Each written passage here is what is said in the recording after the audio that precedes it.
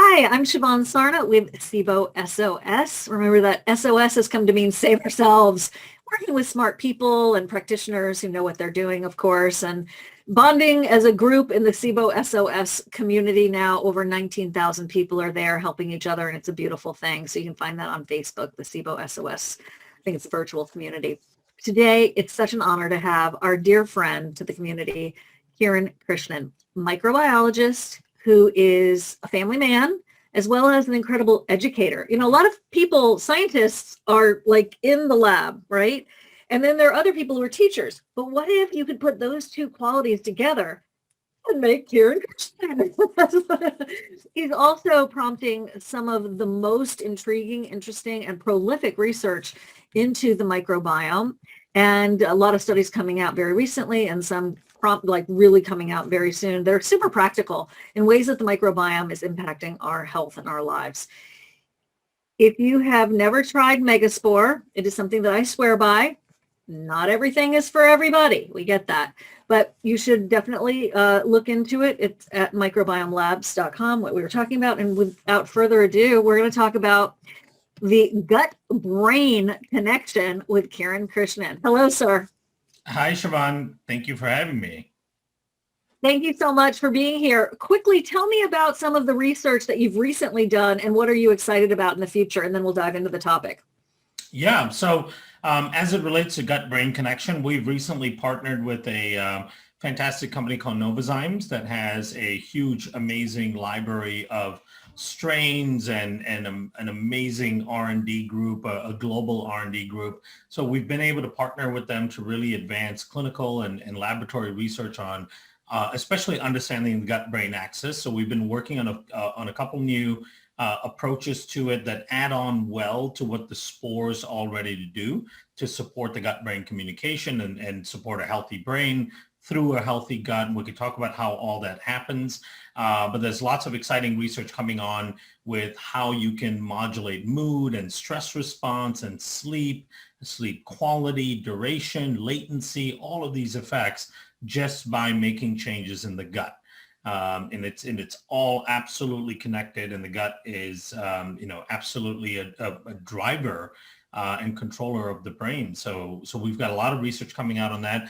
Some of the strains that we're working with now through our partnership with Novozymes already have half a dozen studies published on them, on their ability to affect mood and sleep quality and so on. And then you pair it with the spores and dealing with leaky gut, then you really have a powerful solution for people.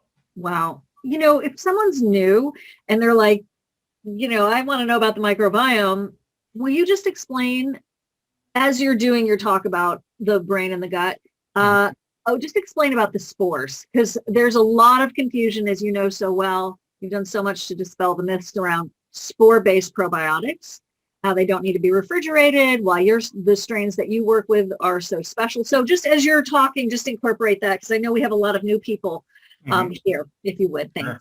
Yeah. Well, and let me say some initial things then about the spores to give people a kind of a baseline understanding, right? Spores are kind of the quintessential example of symbiogenesis. So what does that mean? It sounds like a big fancy word, right? Yeah. So symbiogenesis is this really cool process that occurs over time when different organisms, and we're talking about even a human and a bacteria, that are completely different organisms, when they're forced to coexist due to geographic constraints and so on, over time, they tend to produce a symbiotic relationship, right? Because it betters the community, it betters the ecosystem in that area if the organisms that are prevalent in that area are functioning in a symbiotic way. Now, there's always going to be some degree of competition within that whole ecosystem as well, and competition is good in general for ecosystems, but symbiogenesis is a factor of the human condition. We have evolved in a realm full of microbes, right? And keep in mind that the microbes were here well before we were, right? So we've been here for a couple million years. The microbes have been here arguably for about 2 billion years. So they were here well before we were. And in fact, all our cells are made up of microbes as well, right? So our cells, our human cell, have mitochondria in them. The mitochondria are basically ancient pleiotropic bacteria. So our cells are all made up of ancient bacteria cells. And it has its own DNA and it's unique, and that's a whole episode on its own. But the important thing to note is that we have a very important symbiotic relationship with the microbes around us, in us, on us, and so on. Spores represent a really clear vision and function of that symbiogenesis, right? So what has occurred over millions of years is that when we live in the environment, we get exposed to loads and loads of bacteria. There are some bacteria, in this case, the Bacillus endospores, that have developed the capability of offering us a lot of beneficial effects.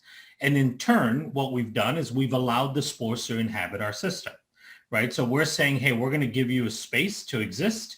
And then in return, you're going to clean up that space and do this, that, and the other, right? So that's how we've co-evolved with the spores. In fact, lots of critical functions that are absolutely essential to the health of our digestive system and the structure of our digestive system and the function of the digestive system, we've outsourced to these spores because we can't do it ourselves, right? Because nature assumed we'd be living in symbiosis with organisms for most of humanity. Nature did not predict that we'd be in these concrete jungles in sterile environments and not getting exposure to these organisms. So spores function differently. It's a technique of kind of going back to the basics of just exposing ourselves to the things that we've been designed to get exposed to, right? And it's just that simple. It's no different than drinking water and breathing air. These are things that we've evolved to do and we've evolved to require.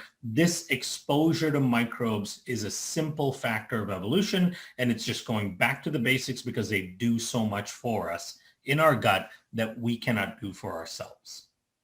So when someone asks, and it always happens, like, do I need to take a Megaspore or a probiotic for the rest of my life? The answer that I love so much is, well, you would still have to go out to the yard or the farm and pick the potatoes and eat those every day, coated with, spores and dirt and all that. So to supplement them, yes. Right. What's your answer to that? Yeah, I mean, it's a basic part of our functionality, right? So, and I hate to tell people that, hey, yes, you have to do supplements forever, but it's no different than eating or drinking, right? It's like somebody says, oh, do I really have to eat vegetables for the rest of my life? Can I just eat it for 2 months and then be done? Well, no, right. It's a very basic functionality. It's a consumable resource in your body, right? So it's not like you do it once and you're done. It's no different than exercise. It's no different than meditation.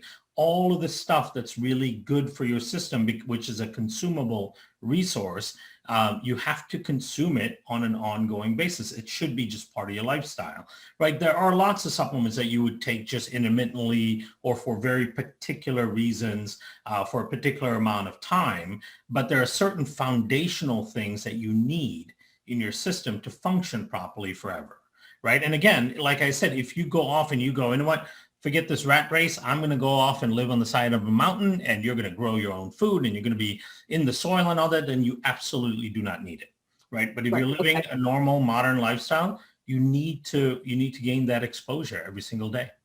Okay. All right. So let's dive into this topic, the gut and the brain connection. The microbiome and the brain connection. I once was talking to the incredible Tatis Karazian, and I made the mistake of calling it the mind. He's like, it's the brain. I'm like, oh my gosh, of course it is. It's the brain. But for those of us who are lay people, right, the mind and the brain, obviously they're, the same thing, but different. Mood, that kind of thing. How can we have our microbiome in the gut? How can we impact that to make our brain better and our mind? Mm-hmm. Right. Well, and it's interesting when you think about it, because it's kind of like the mind is the outcome of the relationship between the gut and the brain, right? Because the mind is your perspective and your interpretation of things and all of that stuff. And all of that is dramatically affected by your gut and brain connection. So let's talk a little bit about the tissues and the physiology there, which is really interesting. Remember when you were an embryo? Well, it's a rhetorical question. Hopefully you don't remember when you were an embryo, but you were in your mama's, birth canal, in utero, and you were developing as an embryo. Now, an embryo is a single cell biological unit, and then it multiplies, right? It starts multiplying as the fetus is growing. What's interesting about that is different parts of the embryo, the cells differentiate into different types of tissues, right? There are parts of the embryo that differentiate into muscle tissue, into heart tissue, so smooth muscle cells, cardiac muscle cells, then it differentiates into your skin and your teeth and all of these things. So it's, but the parts of the embryo that turn into the brain is the same part that turns into the gut lining, right? So the gut and the brain come from the same tissue at the embryonic stage. And from day one, the gut and the brain are intimately connected through something called the vagus nerve. And the brain part of the gut is the enteric nervous system, right? So every square millimeter of your digestive tract, starting from the mouth all the way down to your bottom, is covered with a very, very elaborate network of neurons called the enteric nervous system. The enteric nervous system, in fact, has more nerve endings than your spinal cord. It's only second to the brain, right? So many people call it the second brain, or I prefer to call it the other brain, because it has a lot of power and has a lot of capability. So imagine your gut and your brain, even though they're distal to one another, they're connected intimately through a very complex neurological system. And then the bacteria that live in your gut have direct access to your brain through that neurological system, right? Now, the bacteria in your gut also have access to your brain through your lymphatic system. And it also has it through your circulatory system, because the bacteria produce all of these compounds and they can send them into the blood, they can send them into the lymphatic system, and of course they send them up the neurological system as well in the form of neurotransmitters and hormones and so on. We also know our endocrine system, which is a hormone part of the body, right? All the glands that make various hormones. What we know is that basically our gut can make virtually every one of those hormones, all the hormones that impact your brain, things like serotonin, most of which is made in the gut, dopamine, which affects the reward centers of the brain, your sleeping hormones, things like melatonin, brain-derived neurotropic factor, all of these important things are also made in the gut. And virtually every neurotransmitter that is made in the body is also made in the gut.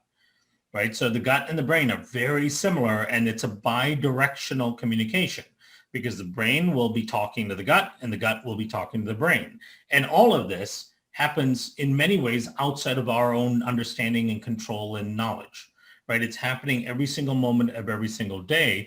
And the lining of the gut is absolutely identical to the lining around the brain. And that's another very important thing to think about, because we all now are starting to understand and appreciate the issues around leaky gut.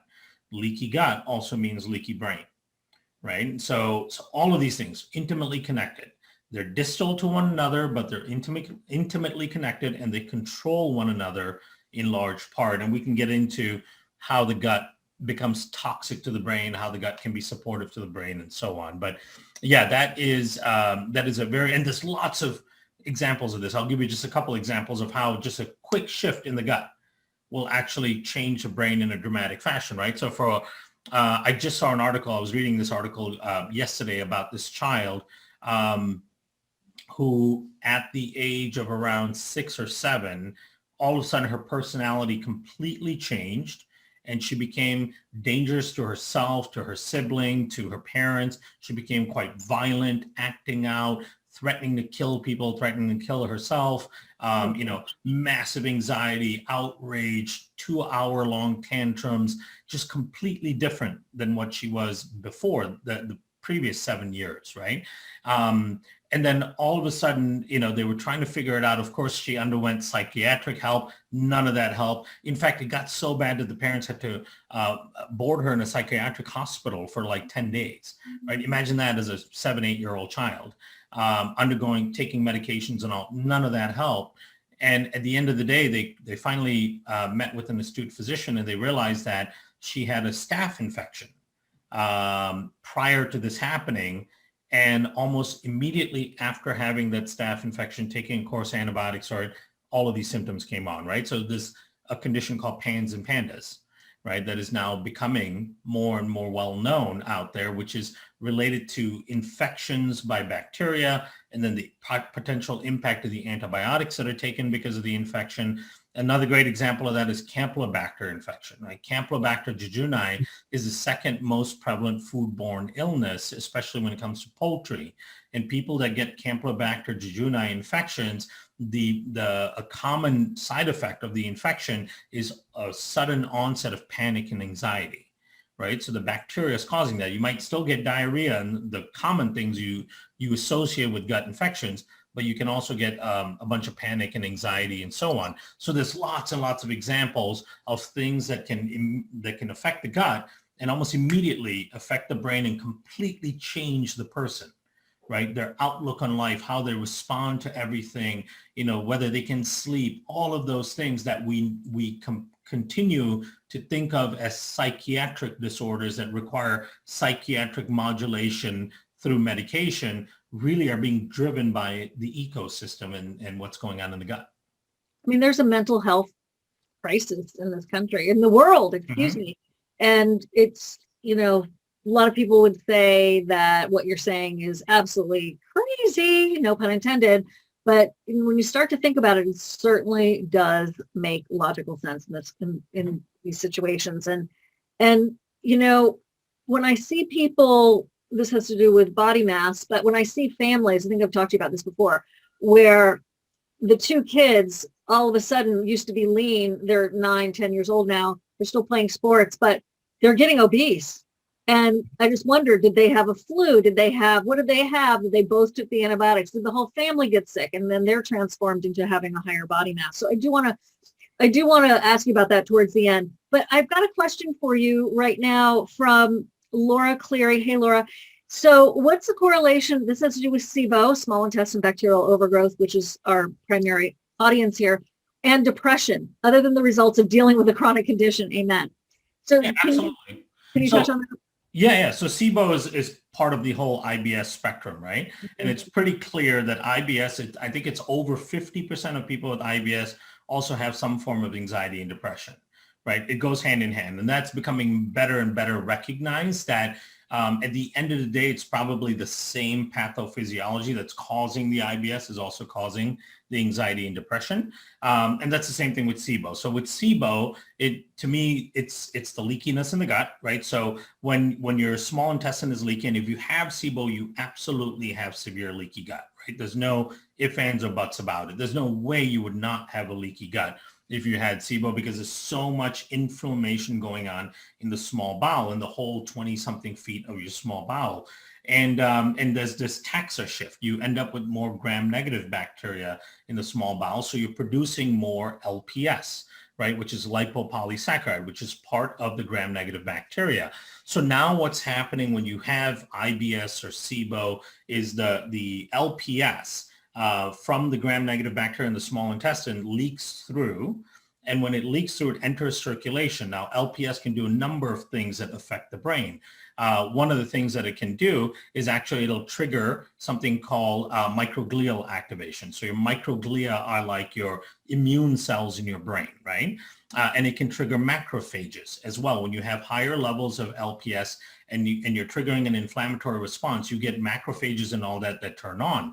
Now, one of the things that macrophages do when they turn on because of the LPS, it actually causes your pituitary gland to start releasing stress hormones, right? So now you're activating the HPA axis, right? So now you're being put into the flight or fight response because now you got corticosterones coming out, you're getting cortisol being made. All of these things are going on because your macrophages, your innate immune system is saying that there is something going on, there's an infection, there's an issue in the body, right? So you can actually, the leakiness in the gut, the presence of the LPS can actually trigger the HPA axis. Now, the other issue with that is the LPS itself can actually interfere with serotonin binding, dopamine binding in the brain. So even though you might be producing enough serotonin and dopamine, you're actually not able to bind the receptors in the brain. So you end up getting issues with low serotonin levels in the synapses, right? Which is a definitive function or definitive structural issue when it comes to depression, anxiety, even things like autism spectrum disorders, right? There are serotonin issues involved. So then on top of that, you have pathogens that can proliferate in the gut. And when those pathogens proliferate in the gut, because you've got this massively dysbiotic gut, then the pathogens can produce neurotransmitters that actually create panic and anxiety, right? I explained how Campylobacter does that, right? Certain types of certain types of Clostridia can do that as well.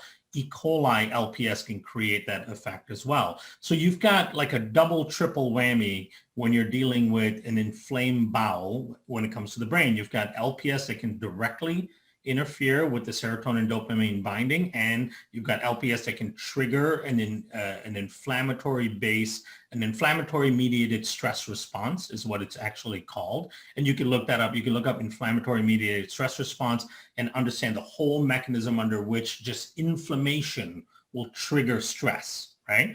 And then the last thing is you can actually have pathogens that are growing in the system that actually produce toxins that create anxiety and stress, and you could have all three going on at the same time, right? So it goes hand in hand with those gut conditions. Well, and since Dr. Pimentel has like basically been mapping the small intestine, the E. coli, the food poisoning, creating these antibodies that impact the migrating motor complex. But if that's why post-infectious IDS, post-food poisoning infection, so then it overgrows in the small intestine. So if you have had your SIBO from food poisoning, think about that. That's E. coli. That's the other foodborne illnesses. So that's like such a direct connect. It's not even funny. That's Campylobacter, Pseudomonas, Staph, Strep, Klebsiella, all of them. They're all candidates in this. Yeah. And then, as your gut becomes more leaky, and I've talked to this about this audience before, as your gut becomes more leaky, one of the first organs that takes the brunt of that is the liver. And so now your liver is not producing enough bile. And because it's not producing enough bile, it allows more microbes to grow in the small intestine, right? And you're not sequestering your fat soluble toxins and all that to get rid of the body. So you're building up a toxic load in the system. And then of course, you're not eating carbohydrates and fermentable, carbohydrates, because it creates this terrible side effect. And so then your large bowel bacteria, whose job it is to produce things like short chain fatty acids, which counteract all of this, they're not able to produce those short chain fatty acids because you can't get all of the starches and all that into your system, right? So it's just a double, triple whammy, and it's really unfortunate, but they go absolutely hand in hand. Gut issues go along with brain issues or mood issues, and in fact, there was a big study. I think it was with Finland maybe, but it was a big military study. And what they showed was that the stress associated with basic training, right, through the military, during your military training, causes so much leaky gut.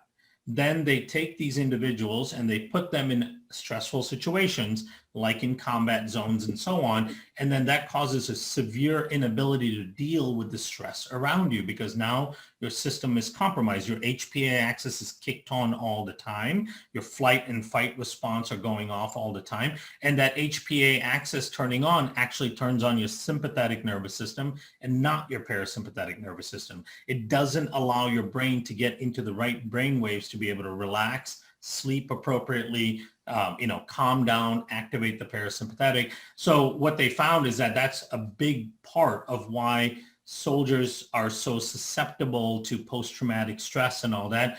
Besides the fact that they're put in, really compromising situations, it becomes even harder for them to deal with it because they're being set up with severe leaky gut during basic training, right? So if the gut is compromised, it becomes impossible to deal with life. And that's just the plain fact of the matter, right? So the logic would then say, if you can manage the gut to a certain degree, you should be able to help yourself manage the stress and mood and the other disorders, right? Sleep and so on.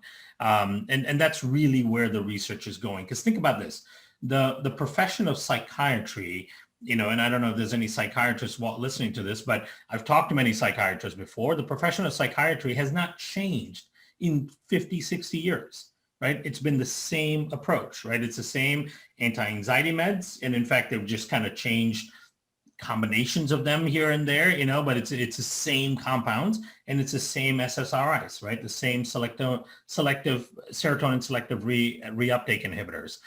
Same concepts, same things being done over and over and over again for the last 5 decades with really no good results. So the really awesome integrative psychiatrists that are taking the next leap into understanding how the gut and the brain affect one another are the ones that'll make significant progress in the way of mood disorders and so on, because they're going to incorporate this really important other brain that's here in the digestive system.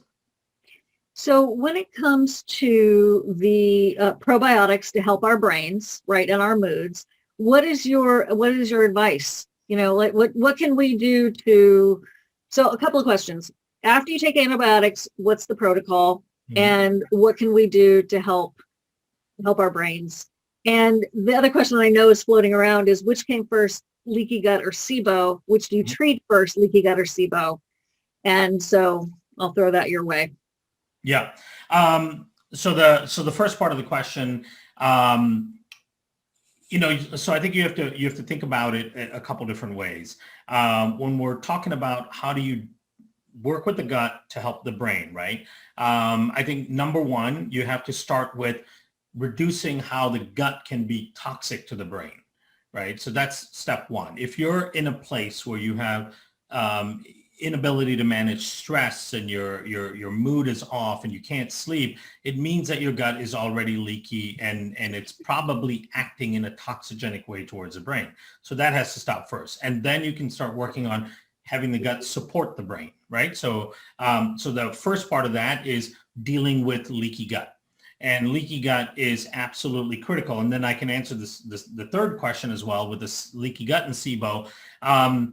I would say that leaky gut made people susceptible to SIBO. And so the foundation of SIBO starts with leakiness in the gut, right? Because the couple of key factors that allows the leakiness, allows the accumulation of organisms in the small intestine beyond that 10 to the 4 CFU level really is the stasis in the bowel, right? The stasis in the bowel, the inability for the bowel to move, the lack of migrating motor complex, lack of peristaltic activity, that starts the issue. The compromised stomach acid, right? So that you're not getting this huge influx of gram-negative bacteria from your mouth going into your small intestine all day long, every minute of every day. All of those things are a factor that are components of leaky gut and a dysfunctional digestive tract. And so I think those are the things that allow for SIBO to happen. And once SIBO happens, it perpetuates all those things even further, right? So it's a self-perpetuating cycle. So I don't think you can make any significant progress with SIBO without addressing those basic issues: the leakiness in the gut, the taxa shift from gram-positive to gram-negative bacteria, the dysfunction in the liver, the compromised stomach acid, all of those things, right? Those are all things that have to be addressed as well. Your question about antibiotics, I think, if someone has to be on antibiotics, which there are lots and lots of good cases and reasons to be on antibiotics, but we also do want to make sure we're protecting our microbiome while we're on it. So what we like to do is we utilize the spores during the course of antibiotics, and we use a triple dose, meaning we use the Megaspore, and then we use the Restore Flora, which has Saccharomyces boulardii in it, and then we use HU58, which is a single strain. We use 2 caps of the Megaspore, 2 caps of Restore Flora, 2 caps of HU58 while you're taking, with each 3 meals of the day, while you're taking the antibiotic. And then we keep up that dosing for about 3 times longer than the course of the antibiotics, right? So if that was a 10-day course, you would do that whole thing for 30 days after the antibiotic course is done. And that's really just there to support your microbiome. We've got a study published showing that the spores can really support the really important structures within the gut lining that get compromised from the antibiotic. It can kind of reduce that tendency of the microbiome to move towards leakiness that we were able to show in our published study as well. So the spores can be really supportive in that case while you're looking at the use of an antibiotic protocol. And so that is critically important. And I typically recommend to people who have been dealing with SIBO as well, they can use that same kind of protocol in a way to start to modulate the microbiome in the small bowel as well, right? So those are important factors in trying to make that shift within the small bowel itself, which the small bowel in most cases of SIBO is a continuous infection, if you will, right? It's unwanted bacteria at an unwanted growth level. Right. It's a little bit different than an infection, just for those of you who are new, just because that word gets really confusing. So it can even be good bacteria that's overgrown. It's just like out of control. But that's why you refer to Megaspore and the spores as the gatekeepers. Mm-hmm. Because tell us a little bit about that. Yeah. Well, one of the things that they do really well, which is a fascinating aspect of spores, is their ability to kind of modulate the microbial environment, right? So they are orchestrators of balance within the microbial system. When they go in there, and this is again a factor of the symbiogenesis, right? We've given them a home, and one of their jobs is to balance out the ecosystem in there. So they come in and they can read the microbial environment through something called quorum sensing. And when they find overgrown or problematic organisms, they'll actually go sit around it, and they'll do a bunch of things to compete with those organisms to bring their levels down. And then they also produce compounds that enhance the growth of beneficial bacteria.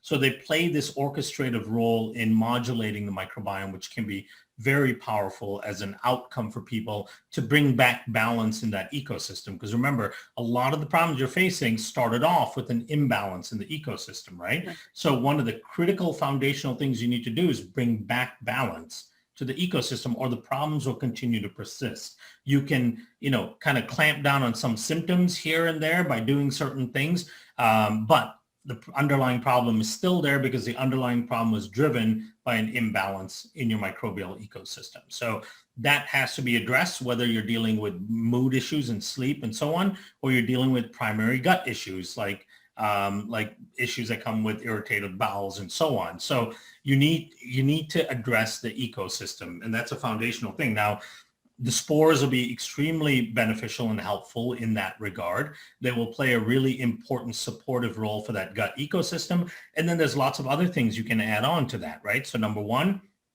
managing stress.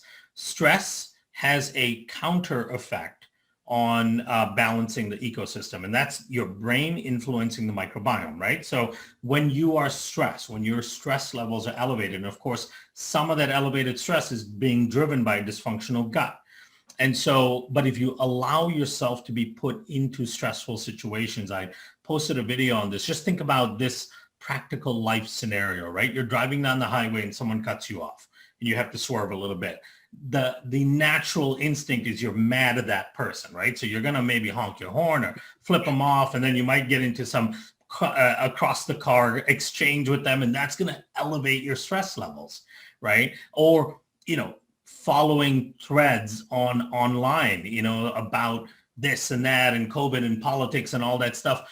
And there's no logical outcome to any of that, right? Like right. You can go on there and argue with people all day long. You're not going to change their mind. Yeah. All they're doing is messing with you, and you get stressed, you get worked up. So every time you induce that kind of stress in yourself, what's happening is your hormones, norepinephrine and epinephrine are increasing, cortisol is increasing. Pathogenic organisms in your system, including viruses and bacteria, are designed to sense an increase in stress hormones.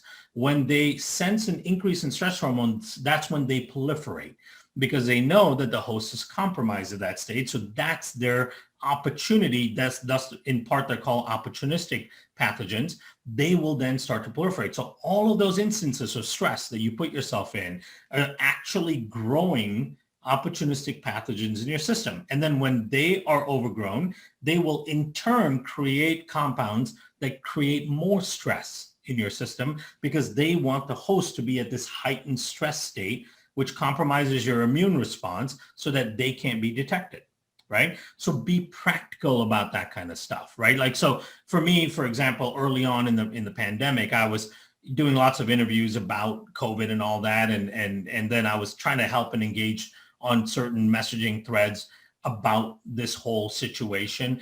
And I came to find out pretty quickly that there's not a lot of reason in all of this. It's you're one way or the other based on lots of other reasons, right? And it's not about science anymore. And so I completely divorced myself from all of that, right? Because I know there's no logical outcome in those engagements. And so I just stopped. And because it causes you stress, right? And I don't need to cause stress in my life. And the same thing I practice when I'm driving. If somebody cuts me off, and you know what? Yes, I could get mad and honk the horn and flip them off and show them and display to them how unhappy I am with their maneuver. But I'm fine. I didn't go and crash into the wall, right? My journey is going to continue just as I planned, hopefully. And so I don't need to engage in that, right? Because that's not good for my microbiome.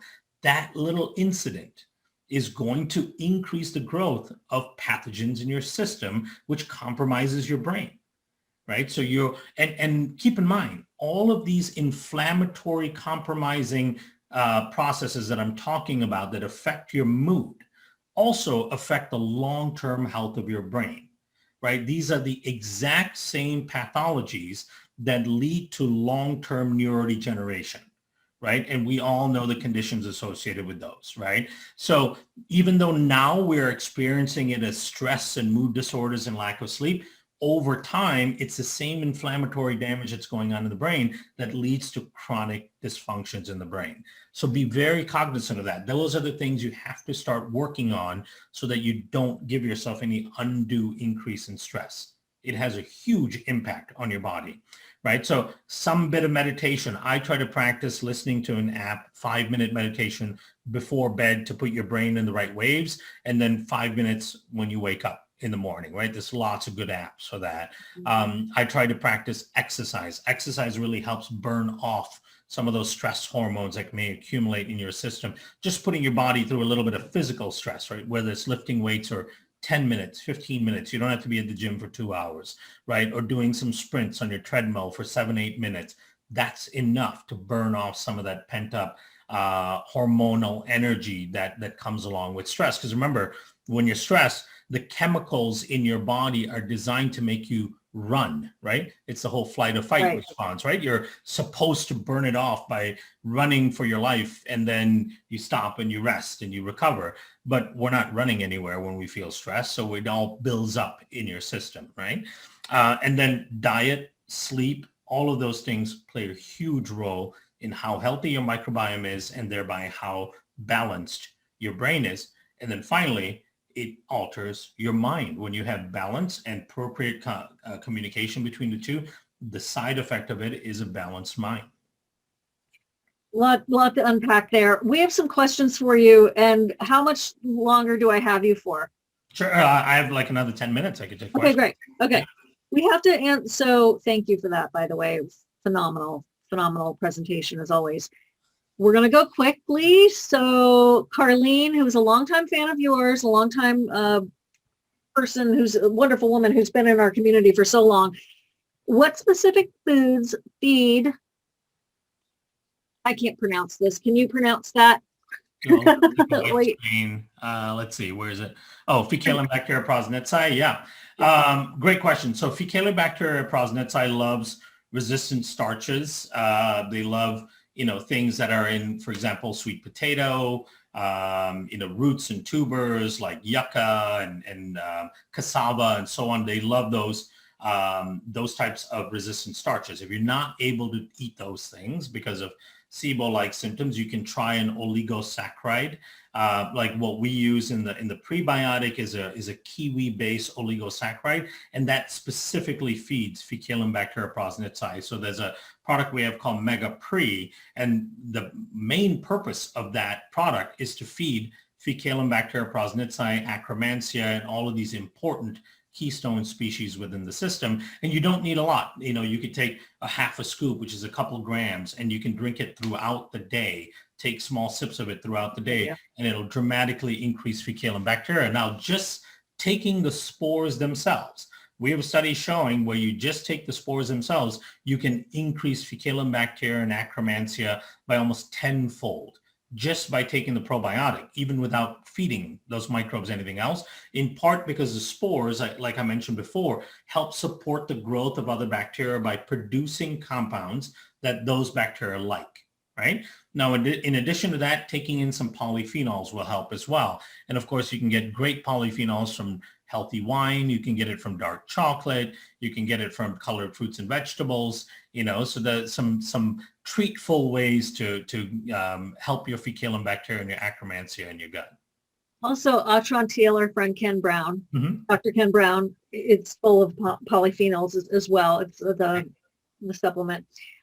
So from Hope, this is, again, a lot of words I'm not going to pronounce. I'm going to show you this. There's another brand out there called Pre4 Pro.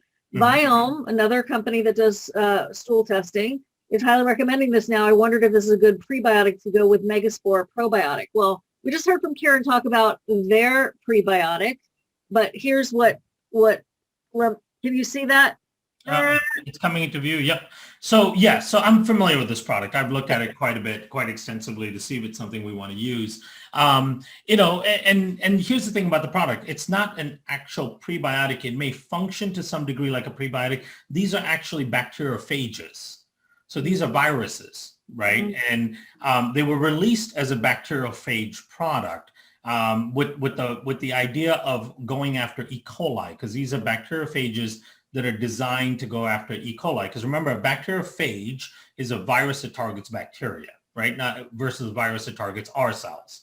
So even though it's called Pre4 Pro, the translation here is that these phages somehow feed bacteria.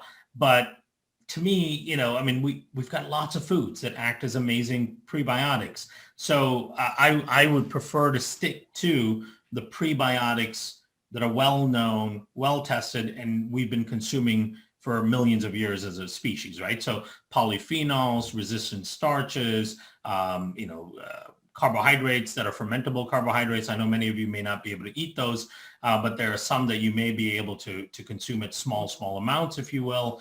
Those are kind of the key. Oligosaccharides. Your first food was oligosaccharides, right? Oligosaccharides are the quintessential prebiotics, and that's what we like about them. Any impact on vitamin B6 and B12 when taking Megaspore? Yeah, so one of the good things is as you increase your diversity in the microbiome, your microbiome produces all of the B vitamins, and they produce it in the methylated form. So you get really good, healthy production of B vitamins. That's one of the functions of your microbiome. And in fact, you can test your microbiome's ability to produce B vitamins using the BiomeFX test. Right, that's one of the functionalities that we measure in there. You can look at various vitamin production, you can look at short chain fatty acid production, and so on. So you really do want your microbiome producing some of your B vitamins for you, because it's also being produced at the site of absorption, which is really positive and great. And that comes with increasing diversity in the microbiome. And Megaspore does help increase the diversity within the microbiome. We're going to keep going here fast. I'm using now Mega Probiotic. I wonder if that's Megaspore. I think so. And it makes me super bloated. Can I stop it and keep with the rest? I think Kunzwell is probably on the total gut restoration. Mm.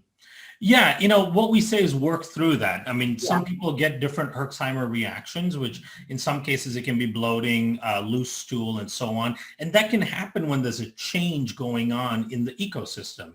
I mentioned earlier that one of the key factors of these spores is they start balancing out and changing the ecosystem. And some people will experience that as side effects that are really not favorable for a few days, in some cases a few weeks. And what we tell people is just scale it back, right? The full dose is 2 caps a day. Just go to like a half a capsule a day or half a capsule every other day for a little while, and then scale yourself up. Go from half a capsule to 1 capsule every other day, then 1 capsule a day, and then 2 capsules a day. You'll be able to build up or taper up to the comfortable level. And that kind of change is not necessarily a bad thing in the beginning. It's indicating a change that's happening in the ecosystem within the gut. It's like good news, bad news. Like it's a bummer that you're bloated, but it's also like, yay, it's working. Something's happening here. Amber, I'm going to answer your question after Kiran leaves, because I have an answer for you about IBS there. Christina also asking about the unhealthy organisms traveling into the brain from the gut, like fungal overgrowths, etc. That's, Kiran, would it be appropriate to say that in the past we didn't understand that the central nervous system was running up and down the spine, and that those nerves endings were there, and the little discs and the spinal column? Now we know about that. It's a huge communication superhighway. This is also now what's really emerging with the microbiome and the brain as like what hopefully 10, 20 years, maybe 5 years from now, this is going to be common knowledge, like it is about the structure of the central nervous system and the spine. Is that what you feel? Absolutely. And keep in mind that even in your cerebral spinal fluid, it's full of bacteria and viruses, right? That was a shocking discovery, because we thought certain parts of the body have to be sterile. If not, they're quote unquote infected and something's wrong. Like our blood. We used to think blood is relatively sterile. Blood is not. Blood is full of microbes. Your cerebral spinal fluid is full of microbes. So inevitably, your brain is going to become full of microbes as well. But you could have overgrowths, and you could have infectious bacteria making their way up there, right? Everybody knows about meningitis. That's the infection of the meninges, which is surrounding the brain. So you can get dysfunctional microbes making their way up there, but that's probably a rarity compared to the more daily effect of the dysfunctional microbe byproducts, like the toxins and the LPS and so on, that continuously make their way up. Can you quickly repeat the protocol if you're on an antibiotic, the 222? Yep. So it's 2 Megaspore a day and 2 Restore Flora. That's the couple of spores with Saccharomyces boulardii, and then 2 HU58, right? You're taking them, 2 each with each of the meals throughout the day, assuming you have 3 meals a day. It doesn't matter which one you take first, second, or third, as long as you're getting 2 of each throughout the day. You do that right at the start of your antibiotic course, or even if you have a day or two before to do that, that's great. And then you take that same protocol for 3 times longer than the course of antibiotics. So it was a 10-day course. At the end of that 10 days, you want to take that protocol for the next 30 days as well. We've also had people have success with that if they have severe dysbiosis in the gut, right? If you suspect an opportunistic organism or something like that is overgrown and dysbiotic and has been for some time, we have them do that protocol, and that helps bring back some balance into the system, because that's a good aggressive amount of the spores and so on, and they're going to go in there and compete with those microbes. So Karen, who's sent in a question, I think it might be on Facebook, I think that answers your question as well in terms of the dysbiosis. How do you diagnose leaky gut in general? What do you tell people for that? You really can't there are some surrogate markers that we call them, which are markers that presume the presence of the condition, but there isn't a good package at your doctor leaky gut test right now.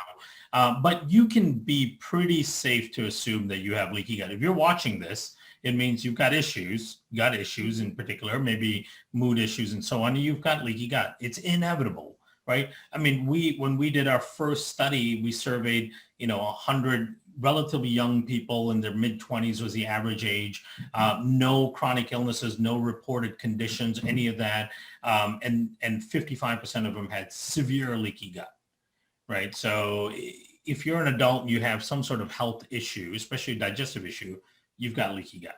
And there's no harm in working towards resolving the leaky gut, for your life, right? That it should be a lifestyle that's designed to maintain the integrity of the barrier of your gut lining. So this is a big one. We may have to wrap with this. Why don't probiotics taken orally translocate from the stomach to the small intestine and become SIBO? Or put another way, is it ever possible to give yourself SIBO by taking the wrong probiotics? Yeah, that's interesting. So, I think there's probably... I think it depends on your underlying cause. Yeah, I mean, and I think it depends on the product too, right? So I think fortunately, the vast majority of probiotics that you guys have access to will die in the stomach. So you're not taking in viable organisms, right? So like, let's say you go to the store and you buy that 200 billion CFU multiple strain mix of products that is kind of the quintessential product now you see on the shelf. If you took that every single day, the logic says, yes, I am introducing lots and lots of bacteria into my small intestine right now. Is that really going to impact my SIBO? The logical answer is it's probably not, because most of that bacteria is dying in your stomach anyway, and it's just dead bacterial debris going through your small intestine and your large intestine, right? But that's also an issue with most probiotics because you're not really delivering live microorganisms. Now, when you take something like the spores, number one, we're taking relatively small doses compared to conventional probiotics. We're taking about 4 billion CFUs per day. And number two, the spores are designed by nature to spend only a given amount of time in the gut, and then they resporulate and they leave the system, right? So they don't sit and accumulate in any given area of the gut. And when they are there, they're actually fighting against things like overgrowth. So they're actually there to lend a helping hand, and then they're designed by nature to go, you know what, we get lots of exposure to these in the natural world, of course. And so spores design themselves to go, okay, we're here, we're going to clean up the environment, and when we're done, we're leaving, right? So then we don't have a natural accumulation of any given species within the system. So I would say that and that's one of the reasons why it makes me concerned with a lot of those very high dose probiotics, right? The 100 billion, 200 billion, 300 billion, the 99% of the time, those products don't have research on them anyway. So you really don't know what they're doing in the gut. And if you follow the research out of one of those key Israeli academies, they've done 2 studies now showing that those kind of kitchen sink products with really high doses actually compete with your own natural bacteria after the course of an antibiotic, right? They actually slow down the recovery of your natural bacteria because they're getting in there and kind of competing for space and so on, because they're of the same kind of species and genre, right? So, I think hopefully gone are the days where people are using lots of these kind of kitchen sink, what I call kitchen sink probiotics, with lots of species dumped in and just 50, 100, 200 billion CFUs, especially ones that don't have studies on them. You know, so I would, my biggest precaution to people is if the probiotic you're considering does not have a clinical trial on the finished product, that finished formula that you're actually going to be consuming, then you have no idea what it's going to do in your system, right? And if the product has studies on the different strains that are in there, but the strains have studies on their own, it doesn't mean that you combine all these strains and all of a sudden you have this collective benefit. Right. So you do want some degree of studies on the actual finished formulation so you have some sense of what it's actually going to do in your system. Kiran, I know you have to go. We pushed past the time. Thank you very, very much, sir. I'll make a couple of announcements after you go. So thank you so much. We appreciate everything you're doing. And I'll tell everybody about how they can watch the other videos that you've done for us. So make that next meeting and we'll talk to you later. I'm going to interview you later in the week for the Biological Dental Summit coming up. So awesome. Look forward to that. Thank you so much. Thank you. Bye-bye. Bye, Kiran. Thank you so much. Well, that was amazing. I always learn so much from him. We've done several of these webinars, and there we have a whole Kiran Krishnan library at SIBOSOS.com. And if you go to our Facebook community, you can click on any of the announcements about his events and it'll take you there. But for clarity's sake, I will put that in the next email it takes us a little while, so give us a couple of days, but then I will put the link to his whole library of all of his webinars that he's done with us on leaky gut and gut restoration and the immune system. Really fascinating about that. So it can be easy for you guys to see it. Some of them have transcripts, some of them don't. Also, if you didn't hear the beginning, if you want to order anything from Microbiome Labs, which is Kiran's company, he's given our community SIBO SOS a special discount. So it's 15% off, which is big, your first order. And that is with patient direct code SIBO SOS. Usually you have to have a practitioner, but he's given us this because of his direct relationship with you and with me. So it's patient direct code SIBO SOS. And then to get the 15% off your first order, it's Digestion SOS. So he has been helping us for many years now in the SIBO SOS community. He was in my documentary that I did, Digestion SOS, back in 2017. So, I mean, he's amazing. I'm so glad you guys were here for this. Thank you. I wanted Patricia, by the way, Patty in Sarasota. Hi, I lived there for decades. Loved it there. Used to live on Lido Shores. I have my yoga studio there. Good to have you here. Amber, why do most doctors consider IBS a trash can diagnosis? Well, it is a diagnosis of exclusion. And so it means that you don't have Crohn's, you don't have IBD, you don't have on and on and on, right? So that's kind of good news. But what do you have? So that's why I like the IBS Smart Test from Gemelli Labs. You can probably just type in IBS Smart. Actually, go to SIBOSOS.com, go to the shop, and you have a discount if you want to take this test that they've only given to us. And that is, it's like 25% off. It's awesome. And it's a blood test to show if you have the antibodies from food poisoning that could be leading to IBS. So they have proven that food poisoning causes IBS. And as Dr. Mark Pimentel, who's the creator of this test, will tell you, it's like two sides of the coin. IBS is SIBO, SIBO is IBS. So that's a huge underlying cause for SIBO. And SIBO is the number one underlying cause of IBS. So check that out, Amber. I hope you are still here to listen to that. And then Laura, I don't know if you're the Laura who wrote the big book. The book is called Idiot. Laura, you're not an idiot. You have elevated CRP, so do I. I do think from talking to Kiran in the past that the Megaspore does help with inflammation. And also for me personally, this is just me, I find that when I really am loyal about staying off of gluten, I don't have celiac, I just find that it causes for me higher CRP because I've had a very high CRP for a very long time when I eat gluten. I know it goes up. That's just me. So I just thought I'd share that with you.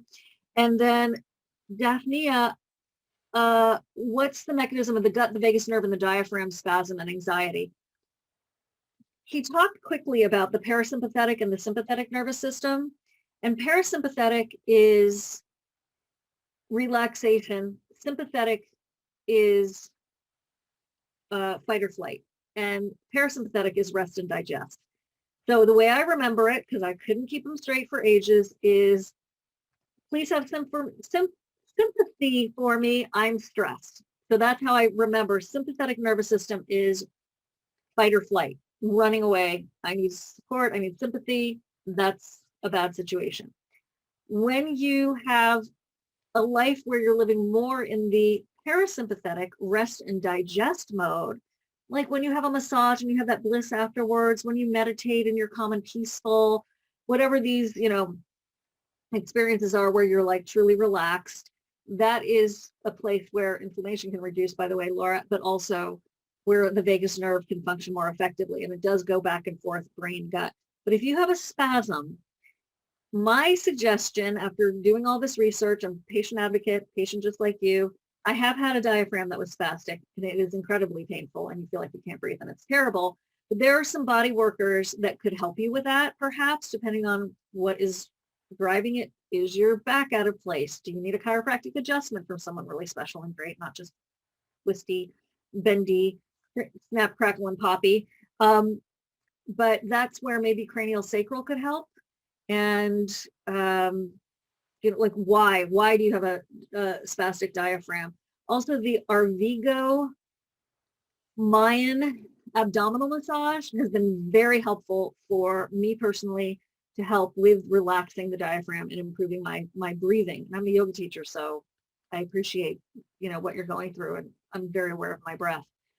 So Daphnia, that's my thought for you. What is the third item in the antibiotic protocol? Did he say H258? No, he said HU58. And so be sure if you're ordering it to use the Digestion SOS patient direct code and SIBO SOS patient direct code and Digestion SOS coupon code. Clarissa, do you have that in the chat? Can you pop that in the chat? The link? It's all on SIBOSOS.com. Go to shop. you'll see the Megaspore, click on it, and it's, I think, preloaded. You go to the chat, Clarissa, who's helping us behind the scenes, has just posted the link. And then how to connect with community if not on Facebook. Yeah, I know it's off. I'm glad you're here now. If you're not on Facebook, I don't know the answer to your question, and I wish I did. Make sure that I take it you're on our email list, and that's how we have you here. So I wish there was a better way. I don't know what to say. I'm working on Instagram, getting better on Instagram. YouTube, go to YouTube. SIBO SOS we have a channel on YouTube that's tiny right now, but we're building it. And then, Lords, do you think the results for the hydrogen and methane are the same with Genova and TrioSmart, not the sulfide portion? So, Lords, you're talking about the SIBO breath test. I like Aerodiagnostics Labs for SIBO breath testing. Gary Stapleton, who's the owner of that lab, is incredibly committed to the SIBO community. And that's always my personal first suggestion. So, I mean, the TrioSmart is amazing. Oh my gosh, if you can do the TrioSmart, do I think that it's the same as the Genova and TrioSmart? I don't know. I don't know. I would say TrioSmart is the most cutting edge right now with the three, if you want to know about hydrogen sulfide, hydrogen, and methane gases. Like, if you're curious about what your problem is with SIBO, why wouldn't you want to do the TrioSmart? So at least if you could find out if the hydrogen sulfide was impacting anything. I don't know, that's my thought for you there. For high CRP, Marie, I use turmeric, and I also use Megaspore for the high CRP. That's me. I love both of those things. There are other discounts. Go to SIBOSOS.com, go to shop. We have discounts on enzymes from Steve Wright, on Tributyrin X from Steve Wright. We have discounts on the IBS Smart Test. We have the lowest price on Atrantil in the country. Just click the links and it'll take you there. So it's all pretty straightforward. I see, Lords. Were you doing them all at the same time? Because you've got 3 tests. Did you do them all at the same time? That would be interesting. I would say that they are very similar. That is allegedly, they're different techniques. So I don't know if I'm answering your question or not. Okay, let me, so 6 months apart. Yeah. I think you're in pretty good shape. Genova, I don't know as well. Okay, let me put it like that. It's TrioSmart and Aerodiagnostics Labs. Nervous. So this is my new book, Healing SIBO. It is on Amazon, and it has some wonderful reviews. So thank you if anybody's on here and bought it and reviewed it. Yesterday it was on sale for $18. I think it's going to be some of the best $18 you spend. You know anybody who's an author? You know you don't make a lot of money off of books, so it's not like I'm trying to buy the book, I'm going to be rich. No. That is, so what is this book? There are 40 recipes that are SIBO friendly, but this is basically everything I've learned over obsessing about SIBO and IBS in the past 5 years. Dr. Seebecker, world-renowned SIBO specialist, read every single word. She wrote the foreword. Dr. Pimentel just gave it a rave review. If you are curious about a lot of the things that we're talking about here, if you're wondering about SIBO, wondering about breath testing, wondering about underlying causes, this is the book I wish I'd had 5 years ago. So that's why I wrote it. And all these projects I've been doing is actually because my spiritual teacher told me, you know what, Shivan, you really need to write a book. And what happened is that I am a TV person. So I was like, I'm going to do a summit instead because that's easier for me. And so I did the SIBO SOS Summit 1 in 2017, SIBO SOS Summit 2 in 2017, and then the IBS and SIBO SOS Summit in 2018, then the Microbiome Rescue and Gut Rescue Summit, and then the documentary Digestion SOS Rescue and Relief for IBS, SIBO, and leaky gut. It's been a busy few years because I have this mission to get as many people informed about all of this as possible because I didn't know it. I was shocked by it. The GI doctor originally that I went to did not know this information. And it made me really mad. Like, I don't want anyone to go through what I just went through. So that's why I'm doing all of this. Now, different topic. The Lymphatic Rescue Summit is coming out in 2 weeks, April 19th. If you're at all interested in your immune system and the lymphatic system, please open the emails that we're going to be sending out about it. Go to the Facebook group, go to healthmeans.com, and you can register for it. You can see schedule. Clarissa, do you by any chance have a link to the, oh, thanks. I'm glad you guys bought the book. If the link to, she's so good. It's in the chat. You can click on the link. It's free, April 19th, for like 9 days. My mother had lymphoma in the 90s. I know how to do a good summit with half of them being master classes. I wanted everyone to get educated about this under talked about system of the body, especially with all the immune things going on. Next, I just want you to know that in June, we are re-airing the Digestion SOS docuseries for free. So be sure to open those emails, stay in touch. And then in September, I have a brand new summit on biological dentistry, because in all these conversations I've been having with all these experts over time and my own experiences, there is such a huge component about oral and dental health that is not being talked about in the mainstream, and that also is making me mad. So I'm doing a summit on it, and this wonderful Dr. Jerry Curatola, if you don't know who he is, he's an amazing biological dentist.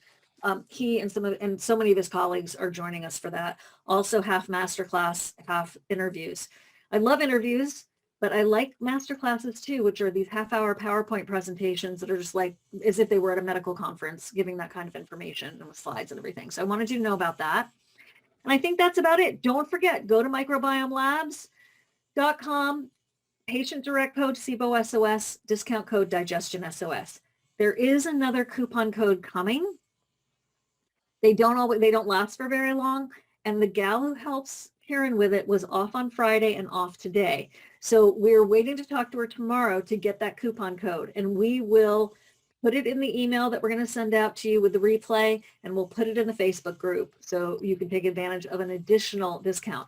And it's not going to be on your first order. It could be on additional orders. So, because they're if you've already started, I don't want to punish people who have already done their first cart, and then you're not getting additional discounts. So every time that he comes on, he's so generous and gives an additional discount. All right, I think that's it for now. Food poisoning and high oxalates. You know who's great at oxalates is Donna Gates, Body Ecology online. She's magnificent with oxalates. And there's another person, and I'm not remembering her name right now. Google the name Beth and oxalates. I think her name is Beth. Does anyone else know anybody who is an expert in oxalates? I've never heard of the relationship between food poisoning and high oxalates, so that's really interesting. I'm sorry you're going through that. Have you been tested for SIBO? Have you been tested for IBS? Have you taken the IBS SMART test, which shows if you have the antibodies after food poisoning that could lead to post-infectious IBS, which could be mimicking the symptoms of high oxalates? I'm not saying high oxalates don't exist and aren't a problem, but, ooh, Reb, thanks. We got to try the low oxalates Facebook group. Okay, great. Beth O'Hara, thank you, Lords. You knew it. I knew you knew it. Thank you. So that is exactly who I was talking about. I love her. Mast Cell, MASTCELL 360, mastcell360.com. There's a low histamine. I think she has also a low oxalate list of foods. So that's what I would do. Donna Gates is a book that you can request from some public libraries. Great. She has a great website, lots of blogs. She's a friend. But then it's Beth O'Hara. Thank you. April 8th, I have an interview with Body Love Cafe. What's today? Today is the 5th. That's right. So on this Thursday at 7 p.m., Dr. Zachary from Body Love Cafe and I are going to be on her Facebook page. She's pretty amazing. So Body Love Cafe, you could check that out.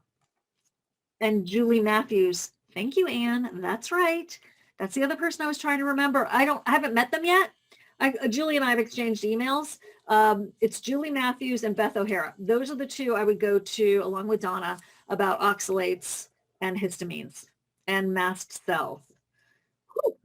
Thank you. I'm going to write that down. Okay. Thanks, everybody. I'm going to let you go, and I will see you soon, maybe on that Facebook Live on the 8th at Body Love Cafe.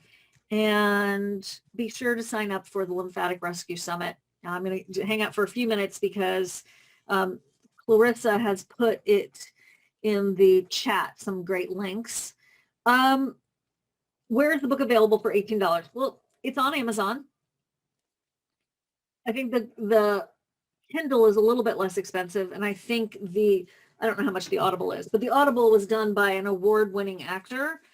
She is amazing, and she has done the Audible books for a lot of very famous people. And when I was talking to her and I was told that she was going to be doing my audio book, I was like, oh, great. You know, I knew she was great. I didn't realize how great she was. She's like this amazing top-level actor for audiobooks. The price is usually $20. So it's only $2 more if you aren't able to get it today. But, you know, I like every little bit counts. Also on page 111, just because I'm still talking because people are still here. So and letting you guys go to the chat to get the links. If you have SIBO, you need to know about this. This is the literally SIBO recovery roadmap that was created by Moving Clouds, hang on for a second. That was created by Dr. Mark Pimentel. Can you see it? It's not very clear. There you go. I'm gonna hold still. Created by Dr. Mark Pimentel, and then this was added onto by Dr. Allison Seebecker and Dr. Stephen Sandberg Lewis. So page 111 is 110. Is a treasure of taking you through everything we go through in the SIBO Recovery Roadmap course that Dr. Seebecker and I created. It handholds you through every step, and those are the steps that you want to take. Okay, I'm a vegetarian, Moving Clouds, and so this book is 40 vegetarian recipes, 40 plus, for SIBO-friendly food. Here's why I did that. First of all, if you're a vegetarian, it's really hard if you have SIBO. But second of all, let's say you want to put a chicken breast on any of the, you want to pick your protein. I literally say that in the book. There's easy mashed potatoes. There's delicata squash with 5 spices. Zesty lime pie. You're not putting a chicken breast on that. You get the idea. Dressings, the broccoli cheddar soup, roasted artichoke hearts, quick pickled cucumbers and carrots, angel eggs, which is my name for deviled eggs, but they're really good. So I made them vegetarian because anybody who's not a vegetarian, just put your own protein on all of the savory main dishes. So there you go. We just popped the link in the chat. Okay. What do I want to tell you? If you are really struggling with SIBO, I would definitely get the book, and I would definitely do the SIBO Recovery Roadmap course. But I knew what I was forgetting. Okay, if you buy the book, or maybe you bought the book, go to, Clarissa, can you put the link for the book page, which is, or email us at info@sibosos.com, because you get a 4-hour course called SIBO Essentials that Dr. Seebecker and I created free when you get the book. And just today or yesterday, I got an email from someone saying, oh my gosh, thank God for the course. So it's like a mini course. It's like an introduction to the SIBO Recovery Roadmap, but it is very, very good. And there are even some updates in there about hydrogen sulfide, etc. So that's what I wanted to say. I appreciate you all. Clarissa, do you have the book page you can pop in there? Oh, well, like if they bought the book, where do they need to go to get okay, just email us at info@sibosos.com and we'll give you instant access to the SIBO Essentials series, which people buy all the time for, like, I think it's on sale right now for $35, but like every day several people are buying that course. I'm like, Did you not get the email? Buy the book. You get the course for free. Triphala is a mild prokinetic. It is or triphala, some people say it that way. It's a mild prokinetic. It is a combination of 3, like Ayurvedic formula, herbs to help with digestion. People love it. I love it. I'm half Indian, so I'm predisposed to liking it. But SIBO Essentials is $39. Thank you, Clarissa. It used to be $99, then we made it $79. I was like, let's just make it $39 and let's get everybody to watch it. Then I was like, let's give it away when they buy the book. So that's what we're doing. So if you have bought the book and you don't have that class yet, email us at info@SIBOSOS and fill out the little form. Clarissa will hook you up. Okay. Anything else? Anything else, Clarissa, in the background?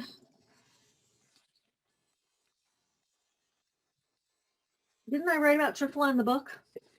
Triphala? And also it has Dr. Seebecker's SIBO specific food guide. It was really great of her to let us use that. I'm telling you, this is very thorough.